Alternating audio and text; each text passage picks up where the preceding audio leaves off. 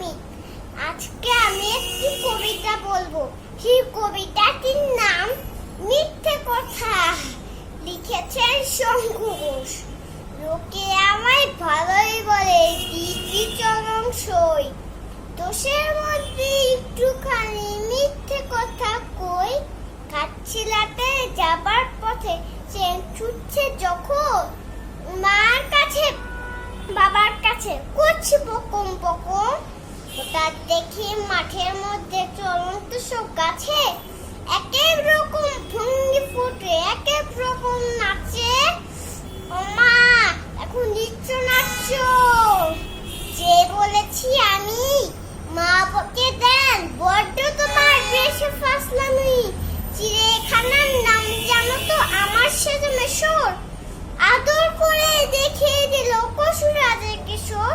ক্লাসের মধ্যে যে বলে শিশু রঞ্জনার কাছে, জানিস আমার ঘরের মধ্যে সিংহ বাঁধা আছে।